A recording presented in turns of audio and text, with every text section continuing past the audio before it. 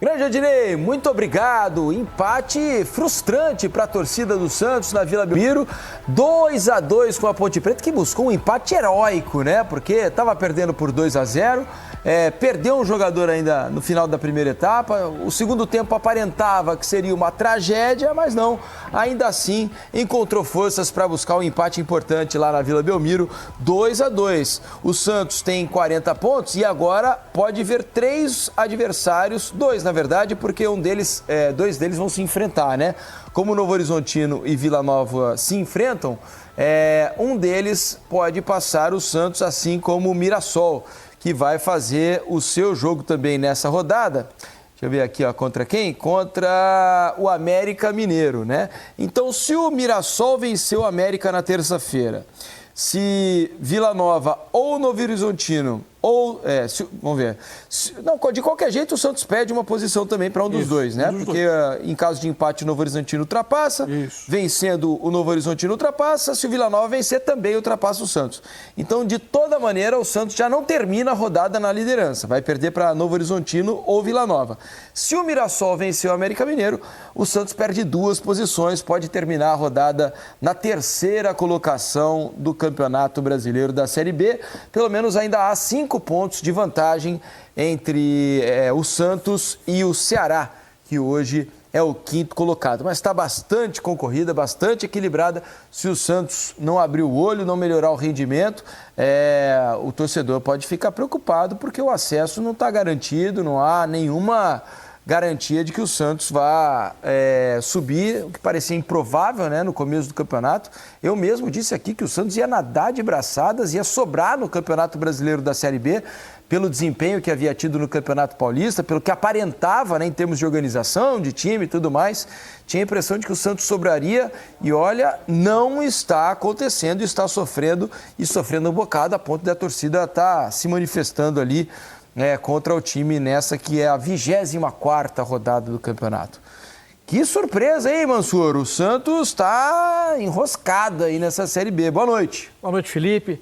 Boa noite, Alex. Todo mundo que assiste o Troca. A gente passou alguns meses, né, defendendo a tese de que o Santos teria uma passagem tranquila pela Série B, podendo até planejar o seu futuro para o ano que vem, com base nesse elenco de 2024. E é curioso que o início da Série B também reforçava isso. As primeiras rodadas, o Santos respondendo bem, passando pelos jogos com alguma tranquilidade. De repente começou a aparecer uma dificuldade de construção, né? Os adversários esperando mais o Santos, um cenário diferente do Campeonato Paulista, onde ele teve alguns resultados bons contra equipes de Série A do brasileiro, inclusive, não enfrentou bem, até na final do campeonato. Jogos contra o Palmeiras, os 3 jogos que fez o Campeonato Paulista foram jogos equilibrados, em dado momento até com superioridade, outros nem tanto, mas enfim, jogos equilibrados. E hoje o jogo foi o oposto, porque o Santos parecia ter feito o mais difícil, que era furar o bloqueio, estabelecer uma vantagem e a partir daí ter o jogo à sua feição com um homem a mais. Não conseguiu controlar. O jogo não mudou muito a cara porque a Ponte Preta seguiu esperando um pouco atrás, não ia se lançar com um homem a menos, mas o Santos nem criava tanto para ampliar o placar, não sofria muito, mas praticamente nas 2 vezes que a Ponte chegou, acabou chegando ao empate, porque era um jogo para ele tentar aliviar a pressão, e agora são 4 rodadas sem vencer. E aumenta a pressão para cima de Fábio Carille, né? O torcedor bastante insatisfeito com o desempenho, principalmente, além do resultado, né, Alex? Porque o Mansur citou aqui, são 4 jogos sem vencer, são 3 empates. Nessas últimas 4 partidas, o desempenho está muito abaixo do que é o aceitável, daquele que o torcedor imaginava, pelo menos, e do que o próprio Santos já apresentou na temporada para esse início de segundo turno, Alex. Boa noite. Boa noite, Felipe, Mansur, todo mundo está acompanhando o Troca. E o problema maior é dentro de casa. Você faz um resultado de 2-0, você perde a chance, você perde esses 2 pontos, no momento desse, que vai chegar na parte final, já vindo de 3 outros resultados que você não conseguiu vencer, ele fica mais pesado esse ambiente, onde o Carille já foi cobrado muitas vezes nessa Série B, a gente viu, né? E de repente deixa um clima que uma vitória mudaria bastante coisa nesse sentido, não precisaria ficar torcendo tanto contra os outros. E o fator casa tem que fazer valer, principalmente, igual o Mansur falou, conseguiu furar o bloqueio, fez os 2, cara, eu não posso dar nada de presente para ninguém, porque se os outros adversários estão abaixo, até fora do G4, acaba ganhando, cara... É um negócio que vai ficar complicado até para essa sequência do Carille. Mesmo se o Mirassol, por exemplo, não vença, não passe o Santos. Mas você traz o América para bem perto. O América pode chegar a 38, por exemplo, ficar 2. O América vai viver uma mudança de trabalho agora. Isso, né? Lisca assumindo Saiu lá. o Cauã, entrada do Lisca. O próprio Ceará, eventualmente, com resultado bom. 38 também. Você começa a juntar muita gente muito próxima. E você vai adiando esse momento de tranquilidade, de definição do futuro. Não é fácil, não. Vamos fazer o seguinte, vamos trazer aqui para o programa, né, a participação do Odinei Ribeiro, Aline Calandrini e da Jordana Araújo, que transmitiram esse jogo direto lá da Vila Belmiro e devem estar sentindo, né, a Vila já praticamente vazia, mas o clima não estava bom por aí nesse final de jogo, né, Odinei? Bem-vindos, meus amigos. Fala, Diniz, boa noite para você, boa noite, Mansur, boa noite, Alex. Nesse momento, olhando aqui, tá tranquilo, policiamento trabalhando, enfim, agora vamos ver como é que vai ser a saída do vestiário, né? O Alex, que já jogou aqui, sabe muito bem, a chegada do ônibus do Santos acontece aqui à nossa direita, à esquerda de vocês ali, e tem agora o tapume ali, enfim, e daqui a pouco a gente vai ver como é que vai acontecer. Eu estava conversando com a Calan e com a Jordana antes da bola rolar, como esse Santos é bipolar, né, gente? Para vocês terem uma ideia, o Santos ele ficou invicto 10 jogos, 6 vitórias e 4 empates. Aí todo mundo falava, opa, esse time vai subir com muita tranquilidade. De repente teve 4 derrotas seguidas na competição. E no primeiro turno, Calan, 10 vitórias, 4 empates e 5 derrotas, 22 pontos como mandante.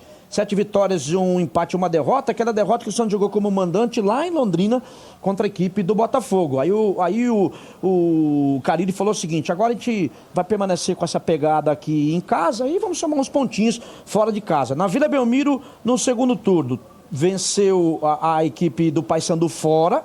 Aí jogou aqui, perdeu para a equipe do Avaí, empatou com o Guarani, fora de casa, empatou com o Amazonas e agora estava vencendo o jogo e deixou escapar essa vitória, empate. Tudo bem com você? Tudo bem, boa noite, amigos, novamente. Aos amigos do Troca, a análise do Mansur sobre o jogo foi perfeita. A gente sabe que é muito natural. Ele fica lá vendo 10 telas, ele é o né? melhor, né? Ele é um professor.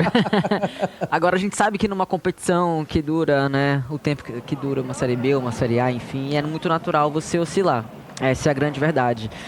Só que você tem que procurar ferramentas para você não oscilar tantas vezes, né? O momento que o Santos oscilou foi por lesão de jogadores que eram importantes, aí não tinha peça suficiente, insistência em alguns jogadores, falta de variação tática e algumas coisas acabam continuando, como por exemplo essa variação tática que falta em relação ao Carille. Essa é a grande verdade. E agora vive um outro momento abaixo. O Carille até tenta mudar algumas peças, né? Eu lembro que eu fiz 3, 4 jogos atrás, ele mudou, né? Acabou escolhendo o Pedrinho para começar, tirou o Juliano, acabou jogando com o Bigode como segundo jogador ali na função do Juliano. O Sandri Patati não era relacionado, exato, voltou a ser titular. Exato. O Sandri, né, jogando no jogo anterior e o Pituca no banco, hoje o Pituca volta, então ele tá buscando saída, ele não tem variação tática, é a grande verdade. No início da transmissão eu comentei com você sobre o Carille é um dos responsáveis, sim, por esse momento, mas o jogador também é o cara que está jogando. Existe muito erro individual na equipe do Santos que já vem acontecendo nos outros jogos. E o que acontece nesse segundo gol, por exemplo, o Rodrigo Ferreira, que é lateral direita, estava fazendo a lateral esquerda porque o Escobar tinha sido expulso naquele jogo anterior, e aí o Souza naturalmente acabou cansando e o Rodrigo Ferreira foi a pedida para ali. Uma bola onde ele está ali completamente desequilibrado com o corpo, porque não é o lado que ele joga, natural, acaba cedendo, e aí é mais um erro individual, que obviamente vai na conta do treinador. É um momento onde o Santos precisa resgatar a confiança, passar a confiança novamente para a torcida. E detalhe, a torcida apoiou do início até o primeiro gol da Ponte Preta. Dali começou a impaciência e o Santos também não conseguiu reagir desde então. Ô, Jordana, o Nelsinho chegou recentemente, ele fez 6 vitórias seguidas lá no seu estádio, lá no Majestoso, mas aí agora vem de 2 jogos sem vencer no Majestoso, um empate com o Goiás e uma derrota para o Operário. Aquela canetinha lá que o pessoal coloca no vestiário, que o Alex conhece, que a Calan conhece, bom, contra o Santos, gente, se perder tudo bem, mas um pontinho tá bom demais, esse pontinho veio. Esse pontinho veio, a gente conversou sobre isso, sobre a estratégia que a Ponte Preta adotou para encarar o Santos aqui. No início da nossa transmissão, a gente até chegou a conversar sobre estratégias que o Nelsinho poderia usar, né? O Dodô, que foi importante, fez o segundo gol, que deu empate para a Ponte Preta. Era um jogador que poderia ter entrado para dar mais mobilidade, porque a gente sabia que o Elvis seria o cara a ser marcado pelo Santos e foi bem marcado até o momento da sua expulsão. João Schmidt marcava ele de perto e tinha outro jogador também para fechar deixar, para ele não ter tanta mobilidade, para ele não deixar tantos jogadores ali da Ponte Preta em condição de marcar. Então, imaginava-se que o Dodô pudesse entrar para gerar ali uma certa dificuldade do Santos de fazer essa marcação.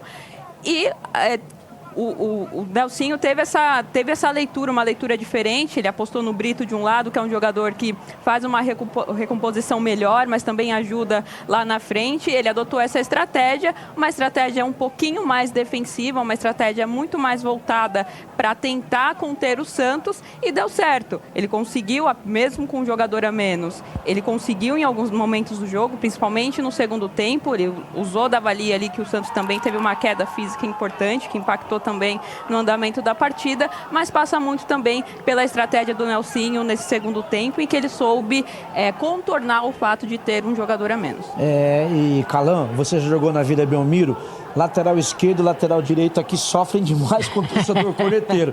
E o Rodrigo, que é o lateral pela direita, estava na esquerda e vai ouvir, e estava ouvindo até agora aqui, porque ele que errou ali no domínio, no passe, e o Nelsinho com a energia de garotão ali, 74 anos, e o Eduardo Batista, filho dele, já ligou pra ele: pô, papai, obrigado, belo empate. É mérito dele, né? Pela estratégia e pela execução bem feita, com o Jé sendo o único centroavante ali, e depois a entrada do Dodô. O Santos não pode deixar escapar 3 pontos dentro de casa com um jogador a mais, o Ednei. Essa é a grande verdade, vai ser cobrado por isso. Perdeu pro Avaí aqui. Totalmente. Sobre o Rodrigo Ferreira, o Rodrigo é um jogador que a torcida também não gosta, essa é a verdade. É um jogador limitado, sim, essa é a grande verdade. O Sherman é o lateral direito daquela situação que, a meu ver, merece ser titular. Hoje começou com o Rainer, né? O Sherman já estava jogando pelo lado direito. E aí da casa, né? Totalmente, né? O Souza fez um bom jogo, eu acho que é uma coisa positiva, é da base, é um garoto muito promissor, que tem característica diferente do Escobar, que hoje está suspenso. Mas o Rodrigo é um jogador que é como se fosse um operário, digamos assim, né? E a torcida não gosta. E realmente, hoje ele falhou. Falhou, não conseguiu ter clareza naquele lance, acabou desequilibrando e realmente deu a possibilidade, obviamente, que todo mundo perde, né? Como eu falei, Carille tem culpa, a presidência tem culpa e os jogadores também por tomadas de erros individuais. E quem joga a Série B, né, Diniz, tem bastante tempo para treinar, né? Coisa que a galera reclama, principalmente quando está disputando várias competições. O Santos só joga agora sábado contra o Brusque lá em Joinville. A Ponte Preta volta para Campinas para enfrentar a equipe da Chapecoense. Estamos por aqui, meus parceiros. Valeu, Dinei. O lance aqui é assim, né? Algumas decisões são tomadas pelos jogadores, né? E os erros acontecem e é difícil culpar o treinador por algumas situações do jogo. Se a gente pensar no primeiro gol, por exemplo, me parece que é o João Basso quem corre com o Jé ali. O Jé vai arrancando. Isso. Primeiro assim, se o João Basso dá o carrinho na primeira, quando a bola passa por ele e vai chegar no Jé, se ele dá o carrinho ali, ou ele toca a bola ou ele faz a falta. Já impedia o Jé de ir carregando. E ele teve mais uma chance, quando continuou carregando a bola, de fazer a falta, impedir a progressão e deixar o lance se tornar mais perigoso. Não fez, tomou o gol. E depois do segundo gol, uma infelicidade total do Rodrigo Ferreira, né? A Aline, que foi zagueira, né? Faltou dar uma chegada ali para acabar com a jogada, né? Se você perguntasse pra mim, eu ia falar: meu amigo, eu sou meia esquerda, tem que dar um mérito pra mim. Mas aí a pergunta é pra zagueira, né, Aline? E tanto que em 2 lances seguintes eu falei sobre isso na transmissão, né? Agora o Basso fez a leitura correta. A hora que a bola entrou ali, quicou, você não tem que dar espaço, você tem que chegar. Porque o Jé é um jogador de muita imposição. Ele era o último jogador, a gente sabia que ele ia levar pro fundo, que ele ia ganhar nessa imposição. E o Jé foi inteligente, muito malandro. Ele ficava muitas vezes entre o Gil e o Basso, né? Pra tirar essa referência, para quando essa bola aí, ele atacar o espaço. Agora, acho que também entra o mérito do Hudson, que fez esse lançamento perfeito. O Gabriel Novaes, que também estava junto com o Jé, entendeu, devolveu para ele. Quando ele colocou na frente, realmente, o Basso não conseguiu mais parar. E mérito do Jé, sem dúvida alguma, mas foi um erro, como eu havia falado, do Basso também, que não conseguiu travar a jogada para ganhar um amarelinho ali. E, gente, vamos lembrar aqui, né, que a Ponte Preta jogou o segundo tempo todinho com homem a menos. O Elvis foi expulso nos acréscimos do primeiro tempo e até dei o crédito aqui. Ele disse à Rádio Bandeirantes de São Paulo aqui quando ele saiu, dizendo que eu sou o capitão, eu não falei nada demais, apenas discuti com ele o critério. Ele tomou um cartão e depois 12, 20 segundos ele tomou o segundo cartão, foi expulso e a Ponte Preta conquistou um ponto muito importante sem o seu capitão, sem o Elvis. né, Jordana? Exato, né? E é um jogador, como a gente destacou, é um cara que é referência desse meio campo. Ele não tem tanta mobilidade, mas ele tem inteligência e uma visão periférica muito boa das jogadas, né? No primeiro tempo, boa parte das construções ofensivas da Ponte Preta passou por ele, passa pelo pé dele de construtor mesmo. Um cara que não é tão móvel, vai jogar um pouquinho mais atrás da linha, mas ele vai servir o Brito hoje, vai servir o Gé em algumas condições, né? Em alguns momentos também o Gé jogando mais próximo dele. E no segundo tempo, muito se questionou, né? A gente até conversou aqui agora, como é que a Ponte vai se organizar sem a sua principal referência técnica, que é o Elvis. Aí entra o dedo do Nelsinho, que foi muito bem na estratégia. E a discussão dele ali, né, ele estava dizendo, gente, eu não falei nada, e eu sou o capitão, não é porque o capitão que ele pode reclamar de forma assintosa, e quando ele foi expulso, eu disse para Calan, tem que ver o que ele falou pro Sávio. Aliás, você gostou do Sávio hoje como volante, não? Putz. Nossa, o Sávio hoje jogou de Dá volante pros dos meninos dois darem lados. nota lá. Nossa, vocês chegaram a ver aí, gente? Pelo amor de Deus, o Sávio atrapalhou um lance que poderia ser o gol do time da Ponte Preta, que a bola sobrou no pé do Elvis, depois no ataque desse lado aqui, ele virou volante de novo. Mas foi falta do Elvis ali, ó. É porque o árbitro ia sair com a bola, o Elvis chutou o O tornozelo Elvis dele. fica tentando desarmar o árbitro a todo custo. Eu não sei como o árbitro não reclamou de falta ali, né? Porque olha só. Percebam que o Elvis cutuca o tornozelo dele, E é um árbitro, né, que é europeu, assim, atleta, que não simulou, né, cara? Acho que foi por isso que o árbitro expulsou o Elvis depois. Falou, você não chutou minha canela lá atrás? Agora vai tomar um amarelo. Agora é um pecado, né? O posicionamento dele aí, não lance pode. que era lance de finalização. Lance de finalização. Ele não pode estar mal posicionado. Agora, sobre a expulsão e sobre a questão do capitão, pra gente fechar aqui. Isso é uma discussão importante. Porque é o seguinte, você ser o capitão da equipe não te dá o direito de discutir com o árbitro, não te dá o direito de ofender ao árbitro. A gente não sabe o que o Elvis falou. Exato, a gente não sabe como foi o discurso, se foi um discurso respeitoso e tudo mais. O capitão, ele é permitido conversar com o árbitro, apenas conversar. Não agredir verbalmente, nem xingar. Nem agredir por baixo. Por exemplo, O gestual do primeiro amarelo, ele é assintoso. Exato. E aí ele dá um amarelo. Só que eu acho que o Elvis continua falando alguma coisa ali, né? Lá, continua reclamando e tal. Às vezes a gente não dá pra saber. Às vezes a gente vira de costa, né, Calan? Falam umas besteiras assim de costa pro árbitro, eles não fazem nada. Ali pelo jeito ele deve ter ouvido, né, cara? E deu ruim, né, cara? Jogar baralho, procurar urubu, não é fácil, não. Valeu, Dinei! E ele Jordana, falava ali Calan. assim, além de volante... E ele falava ali, além de volante ruim, você não apita nada. Aí ele foi expulso. Não tá fácil, não. Valeu, meus amigos. Bom descanso pra vocês aí. Obrigado pela participação aqui no Troca. Que momento vivemos aqui. E você vê, e o Santos criou, né, cara? Assim, não fala aí, jogou mal. Ele deu brecha pra coisa, mas ele teve chance de fazer mais gols e acabou pagando caro. Pois é, a situação se complica um pouco para o Santos ali, né? Porque tem muita gente que pode se aproximar daquela primeira parte da tabela. E para a Ponte o empate é bom, porque afasta um pouco da zona do rebaixamento ali, porque é a preocupação do momento, né? São 29 pontos. O Ituano, que é o primeiro da zona, tem 22. Então ela tem 7 de vantagem Um jogo a mais, com um jogo a mais. Tem 24 já. Exatamente.